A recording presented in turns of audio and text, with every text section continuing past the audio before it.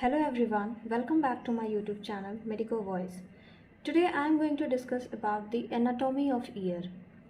Our ear is divided into three parts: external ear, middle ear and internal ear. Here is the part of external ear that we can see from outside. It's the hallux, and opposite to hallux is antihallux. This is concha and this is tragus.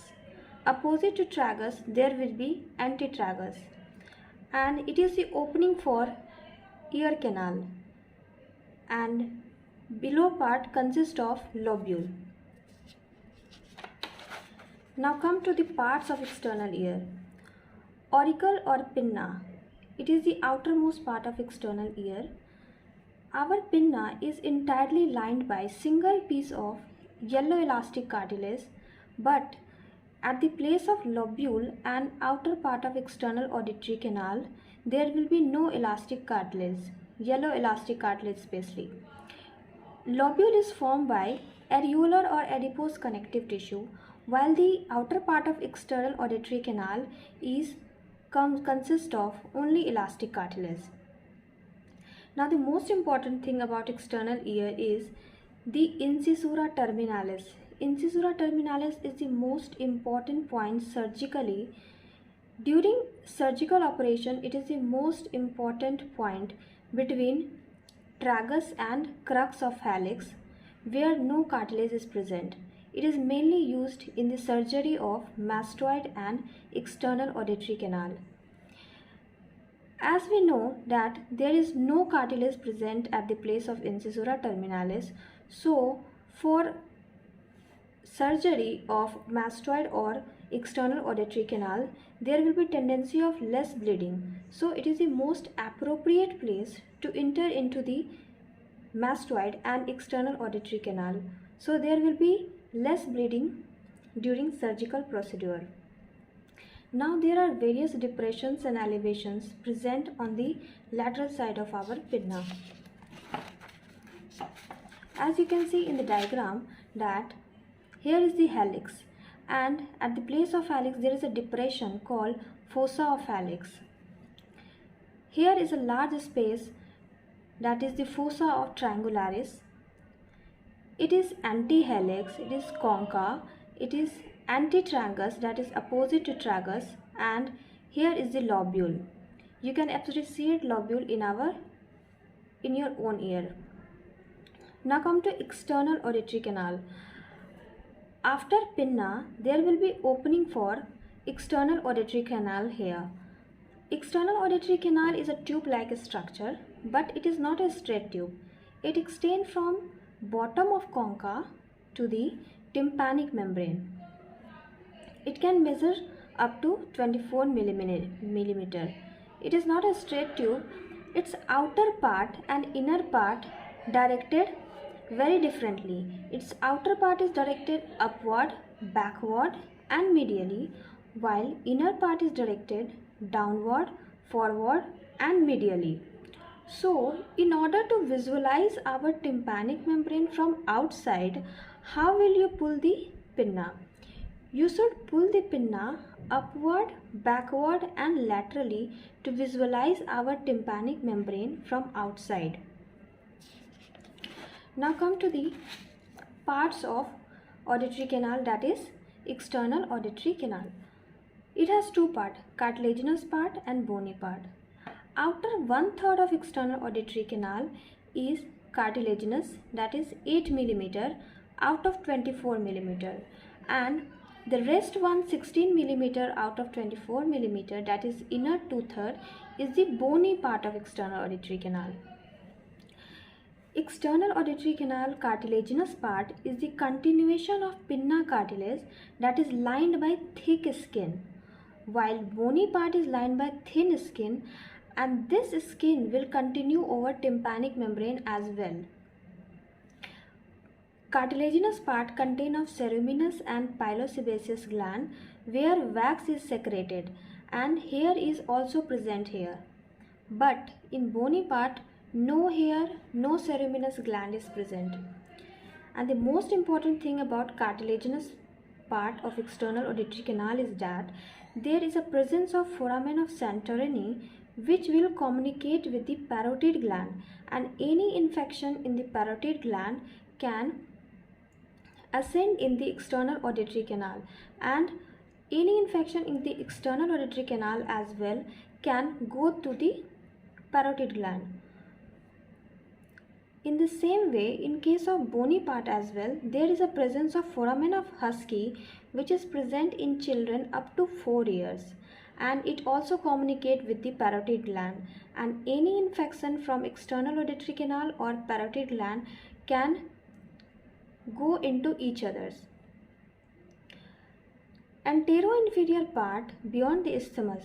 Isthmus is the narrowest part of the bony part of the external auditory canal, and any foreign body, if impacted in this isthmus, will be difficult to remove. So antero-inferior part of beyond the isthmus has a recess which is called anterior recess, and in case of any infection either of mastoid process or parotid gland, the discharge and debris of that infectious part will be deposited in this anterior recess. So it is a cesspool for the content of discharge and debris of any infection. Now come to the next part. After pinna, external auditory canal, there will be presence of tympanic membrane. Tympanic membrane is a partition between external auditory canal and middle ear. After tympanic membrane, we will enter into the middle ear. So it's a partition between external acoustic canal and middle ear. Tympanic membrane is in the same way is not placed straightly. It is placed obliquely, and its length is 9 to 10 millimeter, 8 to 9 millimeter wide, and 0.1 millimeter thickness. Now come to the part of tympanic membrane. Tympanic membrane has two parts, pars tensa and pars flaccida. Pars tensa form the most of the tympanic membrane, and the periphery of tympanic membrane is thickened to form fibrocartilaginous ring-like structure that we called annulus tympanicus. While in case of pars flaccida, it is present above the lateral process of malleus. Malleus is a bone of our ear. You all must be knowing about the bones of ear, that is stapes, malleus and incus. So lateral process is a part of malleus above which pars flaccida is present between the notch of ravenous and anterior and posterior malleolar fold. Pars tensa is tensed structure while pars flaccida is loose one. It is also called Shrapnel's membrane. In pars tensa, the central part is tense inward at the tip of malleus, and that structure is called umbo. Umbo can be seen from outside. While in case of pars flaccida, it is not so tensed, loose structure and slightly pinkish in color. In pars tensa, we will appreciate the cone of light radiating in the antero-inferior quadrant. It is the most important feature of tympanic membrane to be differentiated from right and left tympanic membrane. Cone of light is always present in the pars tensa in the antero-inferior quadrant. Now come to the layer of tympanic membrane. There are three layers of tympanic membrane, that is outer epithelial layer, middle fibrous layer, and this fibrous layer can be arranged in the form of either radially in circular manner or in parabolic fibers. The inner layer is mucosal layer. Now come to the diagram of tympanic membrane, which is the most important for us for our university exam as well, because this diagram is being asked most of the time. Let's see the structure. This is the pars flaccida, which is present in a loose way upward, while these all are the pars tensa. This is the mandible bone. This is the manubrium of malleus, which is also called handle of malleus. And the bulging part of the malleus, this is called umbo.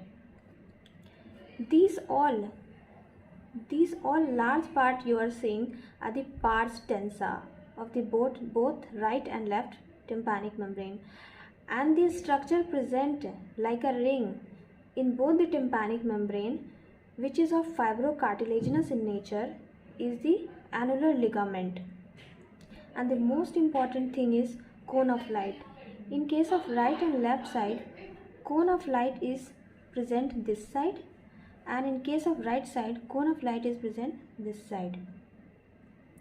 So in order to differentiate from right and left tympanic membrane, you have to appreciate the direction of cone of light, that cone of light is present in which direction. And you can also appreciate here the shadow of long process of incus. Incus is also a bone of our ear, and through the tympanic membrane, long process of incus can be appreciated. It is the shadow of long process of incus. Behind the tympanic membrane, long process of incus is present. So you can appreciate the shadow from outside. When you will see the tympanic membrane from outside through the external auditory canal, tympanic membrane will be appreciated. You can appreciate the umbo, cone of light, as well as the long process of incus and the manubrium of malleus as well. So these are the important things about external ear anatomy.